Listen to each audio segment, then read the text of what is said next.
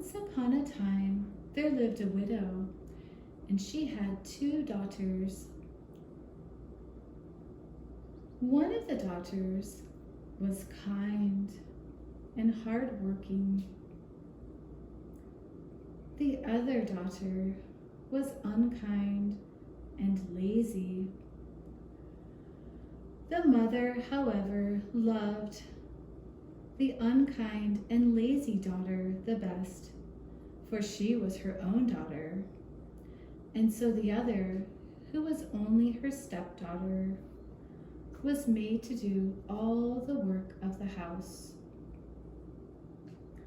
Her stepmother sent her out every day to sit by the well along the high road, and there she would sit and spin until it made her fingers bleed.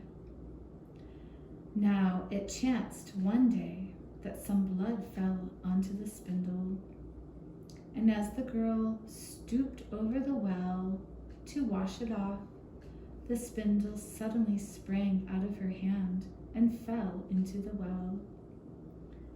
She ran home, crying to tell of her misfortune, but her stepmother spoke harshly to her, and she said unkindly, "As you have let the spindle fall into the well, you must go yourself to fetch it out." And so the girl went back to the well, not knowing what to do. And at last, in her distress, she jumped into the water. When she awoke, she found herself in a beautiful meadow, full of sunshine and with countless flowers blooming in every direction. She walked through the meadow, and soon she came upon a baker's oven full of bread. Inside, the loaves cried out to her, "Take us out, take us out, or alas, we shall be burnt to a cinder, for we were baked through long ago." So the girl picked up the bread shovel and pulled those loaves out of the oven,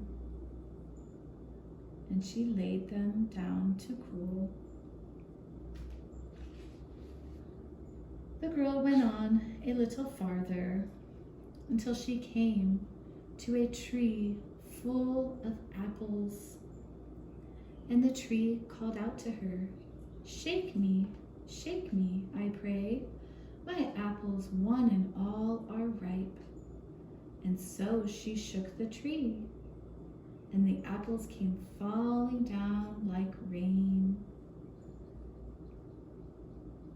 And she shook it until there was not a single apple left, and then she carefully gathered the apples together in a heap and walked on.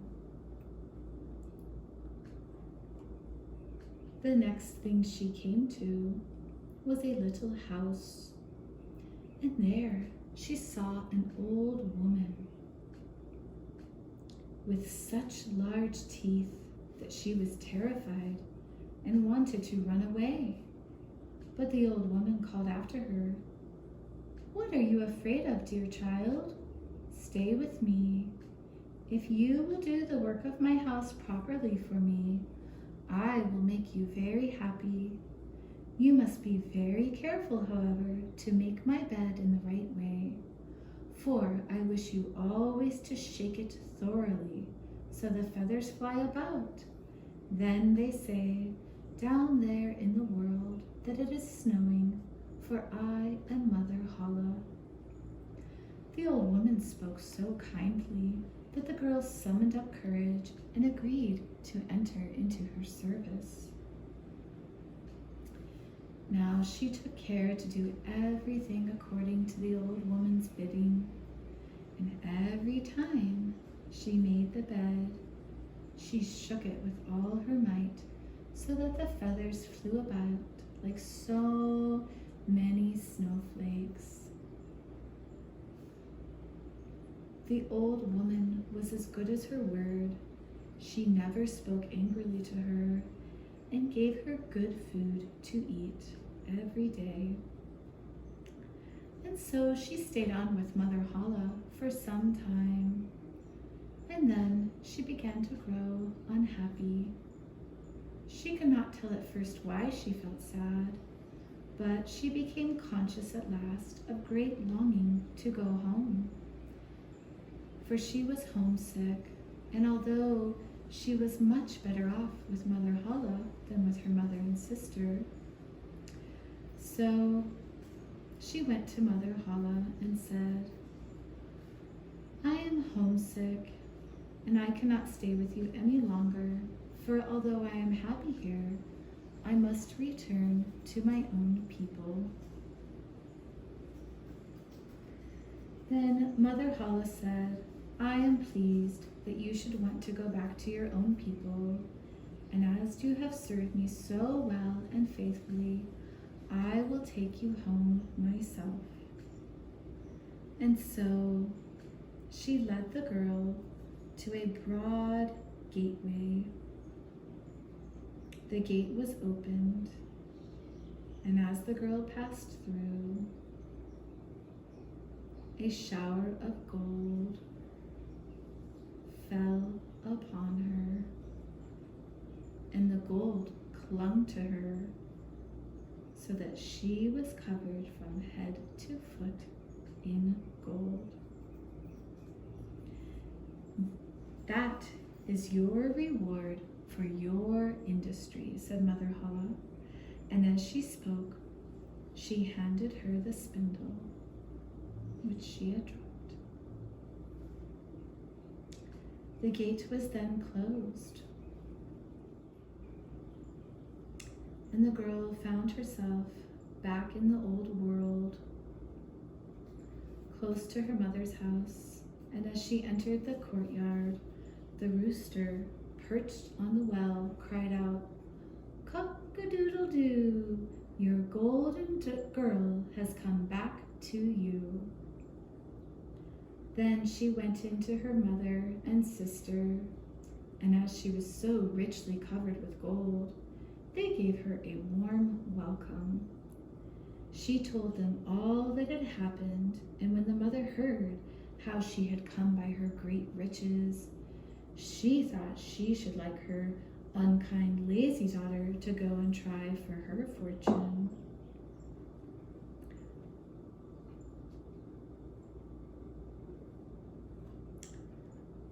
And so she sent her to go and sit by the well and to spin. And the girl pricked her finger so that a drop of blood might dirty the spindle. Then she threw the spindle into the well and jumped in herself.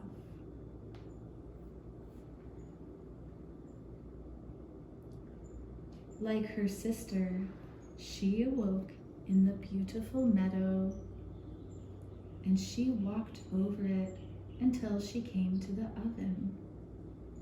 Take us out, or alas, we shall be burnt to a cinder, for we were baked through long ago," cried the loaves, just as before.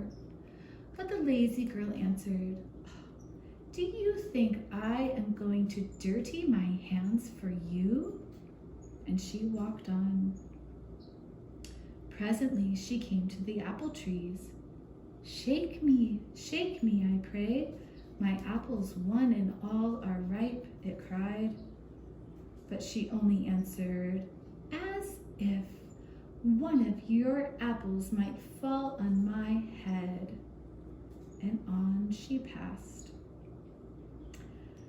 At last she came to Mother Holle's house, and as she had heard all about the large teeth from her sister, she was not afraid, and she engaged herself without delay with the old woman. Now, the first day, the lazy daughter, was very obedient and industrious, and she exerted herself to please Mother Holle, for she thought of the gold she should get in return. The next day, however, she began to dawdle over her work. And the third day, she was more idle still. Then she began to lie in bed in the mornings and refused to get up. Worse still, she neglected to make the old woman's bed properly and forgot to shake it so that the feathers might fly about. So Mother Holle very soon grew tired of her and told her it was time for her to go.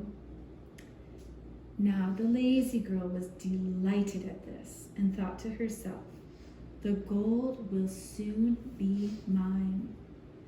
Mother Holle led her, as she had led her sister, to the broad gateway. But as she was passing through, instead of the shower of gold, a great bucket full of pitch tar came pouring over her. "This is your reward for your services," said the old woman, and she shut the gate. And the lazy daughter found herself near her home, covered in pitch, and the rooster on the well called out as he saw her, "Cock-a-doodle-doo! Your dirty girl's come back to you." And try as she would, she could not get that pitch off her, and it stuck to her as long as she lived. Snip, snap, snout, my story is all told.